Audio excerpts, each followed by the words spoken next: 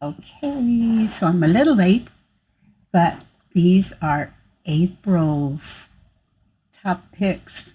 Boy, do I have some great ones in here. Stay tuned.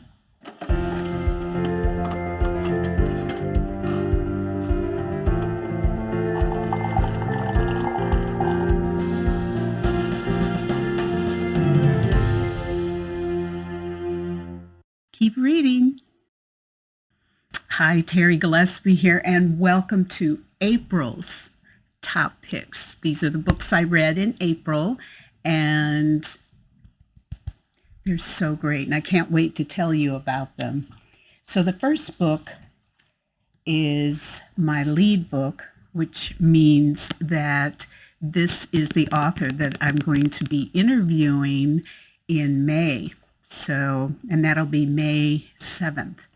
So you'll have to stay tuned for that. But this is Dani Pettrey's second book in her Jeopardy Falls series, 2 Seconds Too Late. I mean, Dani knows how to write suspense, and even USA Today and Publishers Weekly, they agree, as well as millions of readers. So this just came out on the 29th, so no pre-order necessary. You can just order it. And I'll have a link down below in the description section. So it's published by Bethany House, and I said it's the second book in the series. It's considered Christian romance suspense. And if you're not familiar with Dani, here's a little bit of information about her.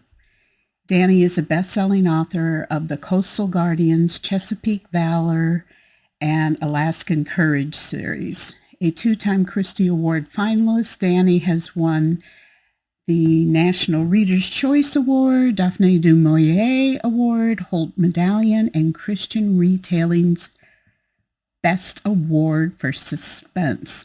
She plots murder and mayhem from her home in Florida. Okay, so here's a little summary. Skip Tracer, Riley McLeod, and P.I. Grayson Chadwick must catch a desperate woman on the run before a hitman reaches her first. Staying one step ahead of danger, their investigation reveals a hidden truth that rocks them to the core. In the race against the clock, all they can hope is that they're not too late. Boy, I tell you, Dani can twist and turn like the best of them. All right, so I'm going to go to the prologue. And you're going to love getting insights into Dani and this series during my A2A author-to-author interview. Okay, this is the prologue. Thwack. The bullet collided with the car at Riley's back, a moment before a retort echoed in the air of the junkyard.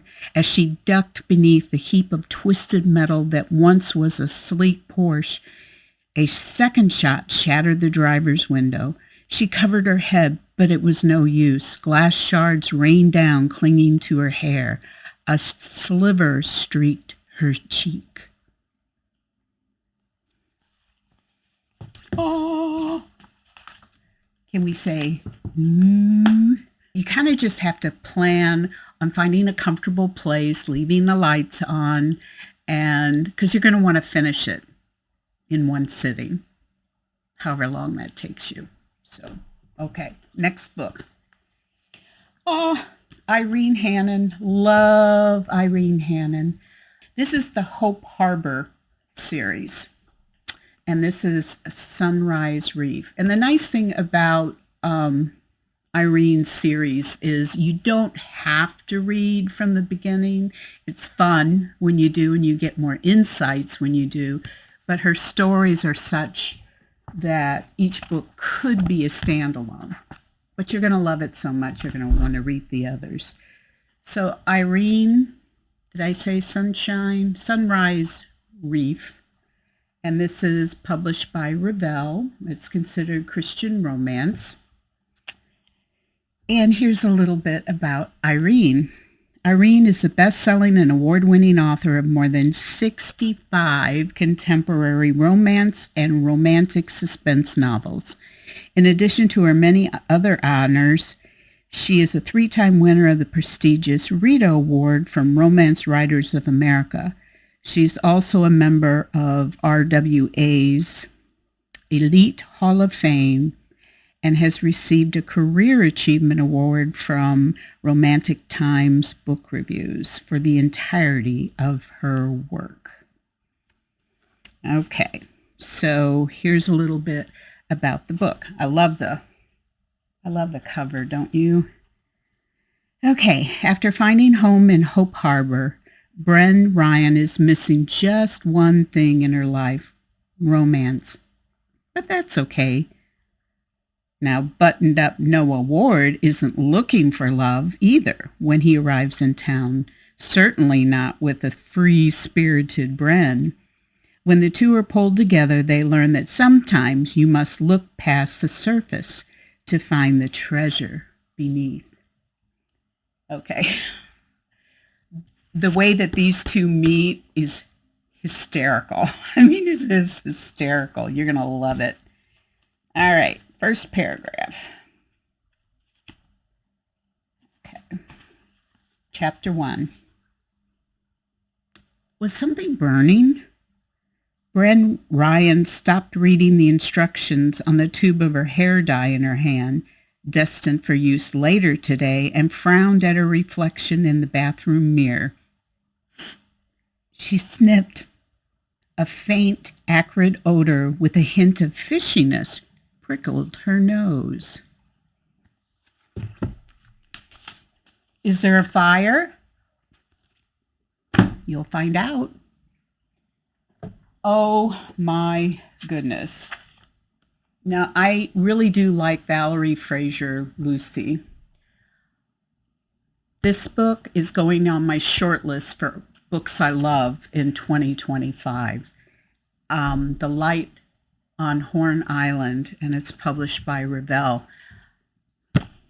If you love stories of community of women at all ages, if you love stories about grandmothers, if you had a really close relationship with your grandmother, or you wish you had a close relationship, and love lost, love's found, oh my goodness, grief.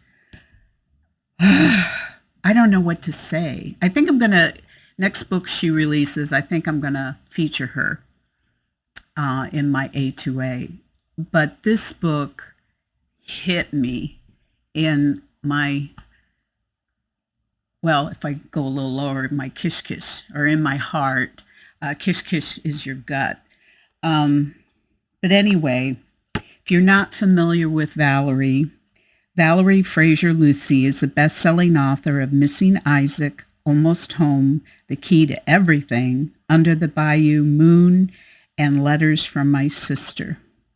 She is an award-winning magazine writer best known for her feature stories and essays in Southern Living, where she retired as senior travel editor.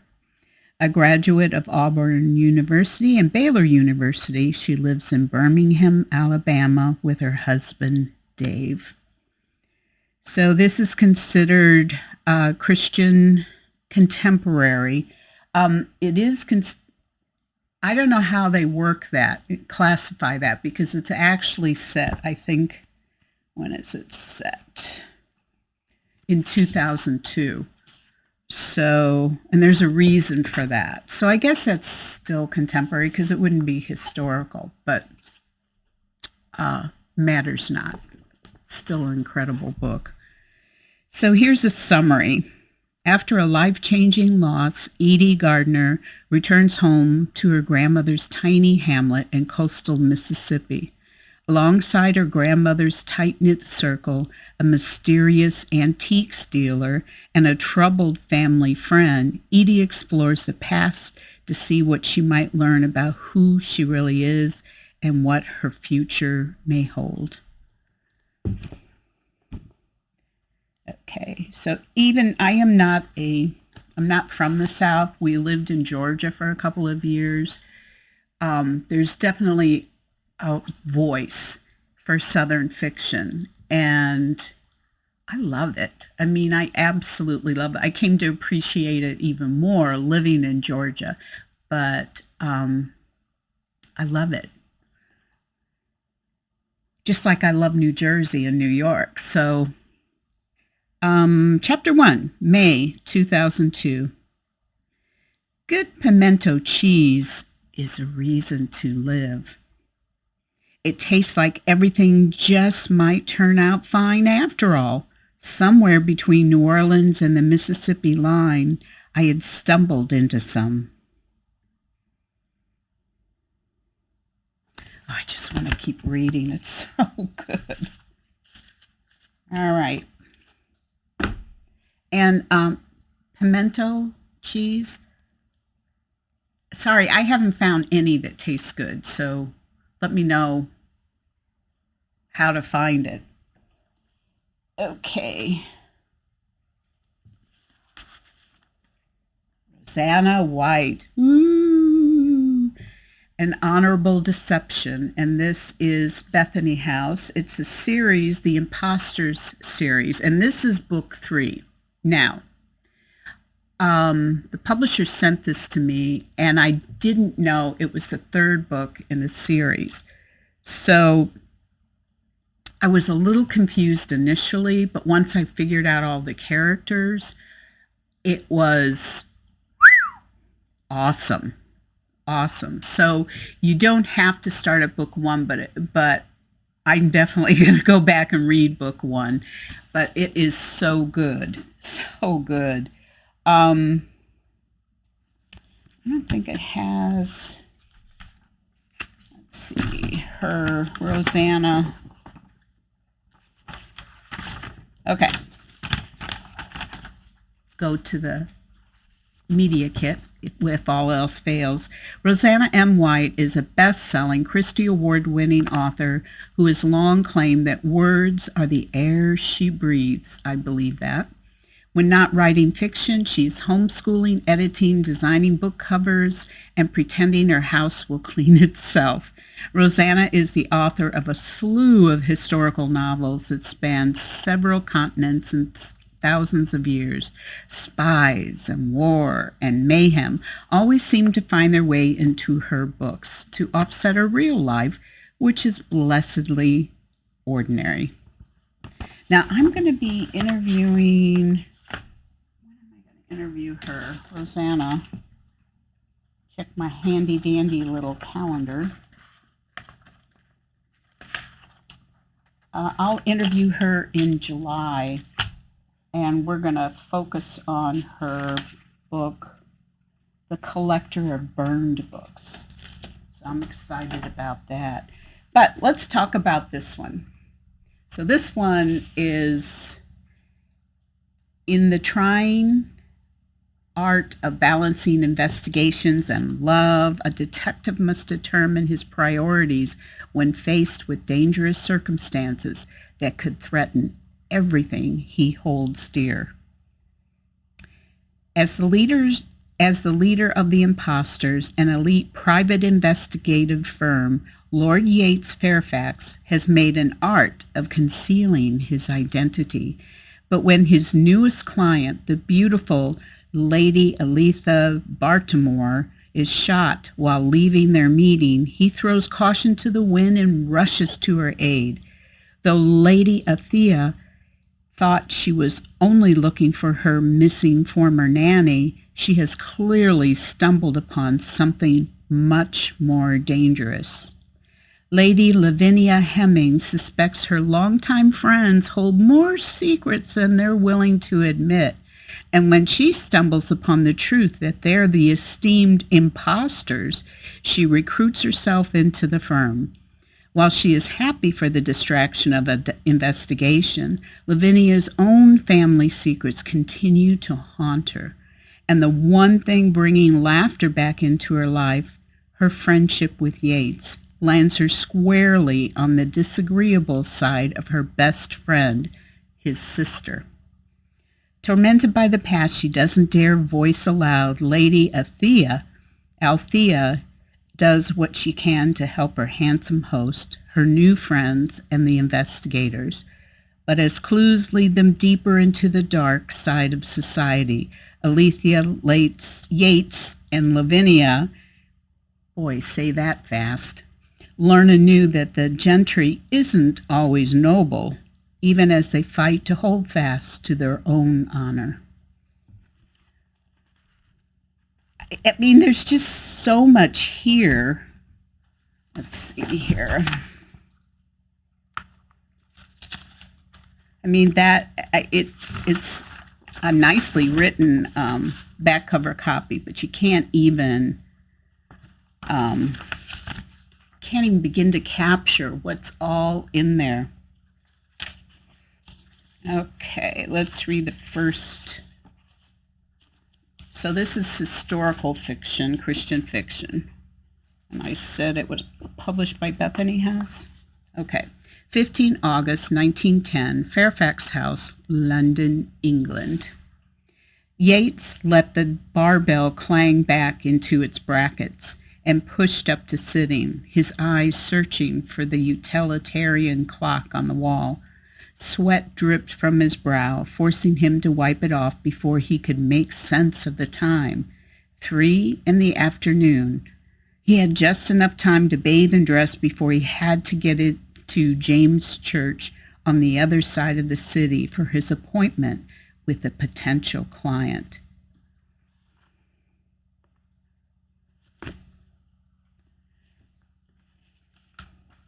So it's great. It's about detectives in the 1900s.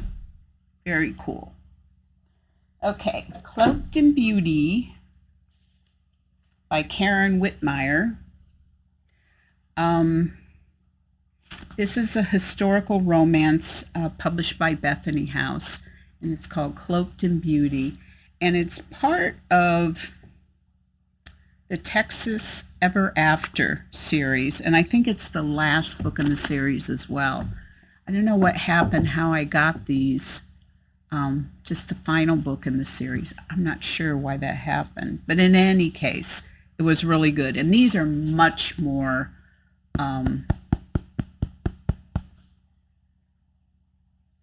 could be considered, what's the word I'm looking for? Standalones. So this one, so Cloaked in Beauty, even though it's part of the series, is definitely a great standalone.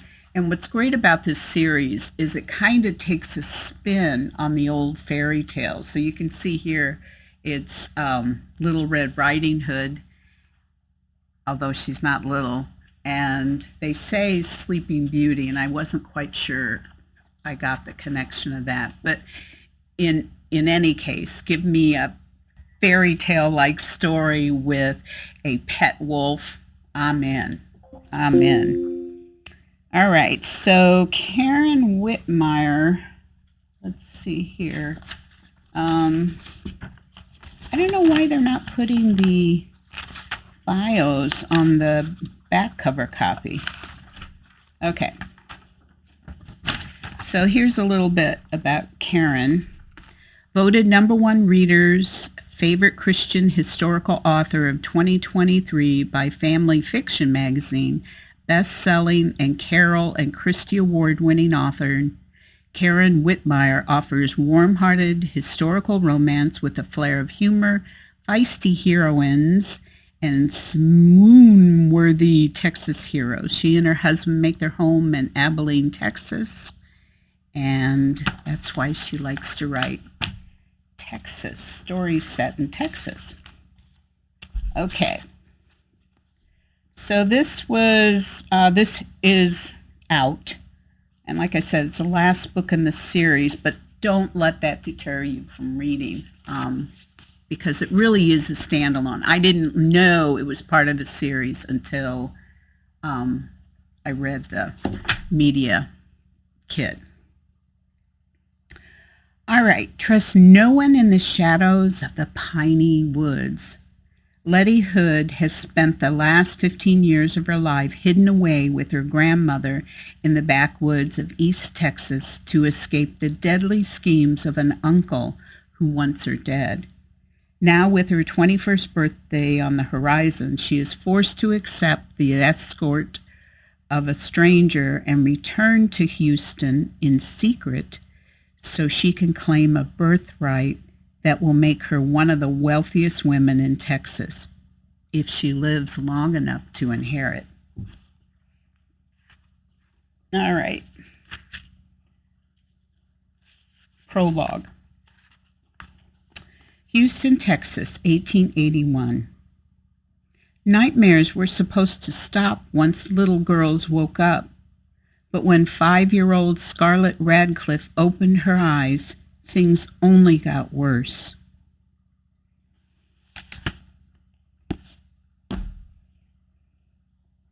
All right. Now we have...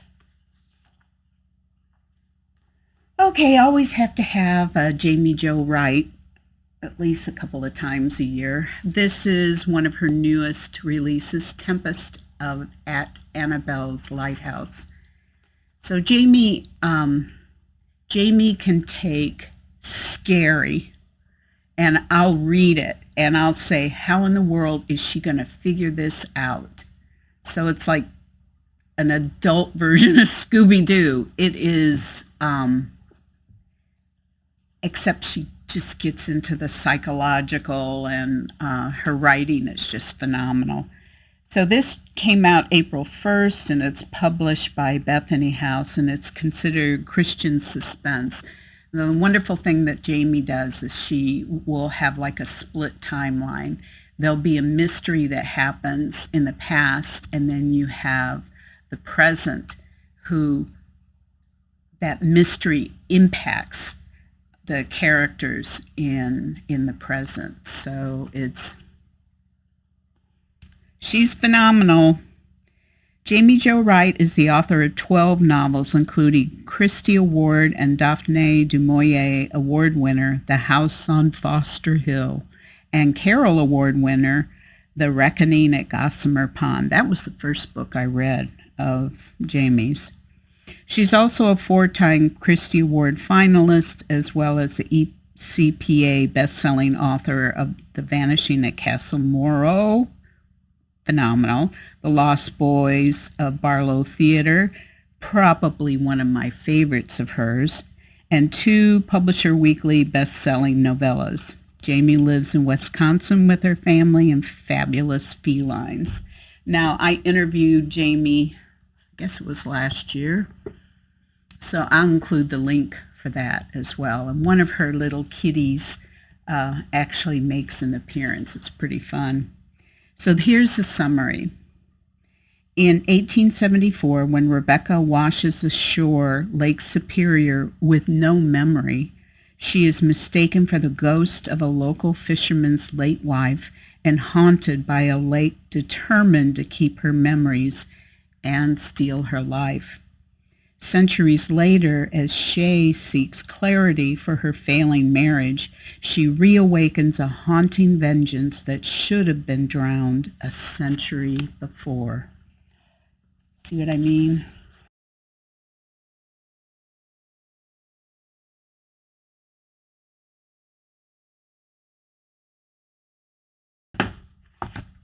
Now, all of these books I have rated and reviewed as 5 stars. So, really good. All right, that's it for this month. Be sure and watch my interview with Dani Pettrey on May 7th. In the meantime, thanks for stopping by. God bless, and keep reading.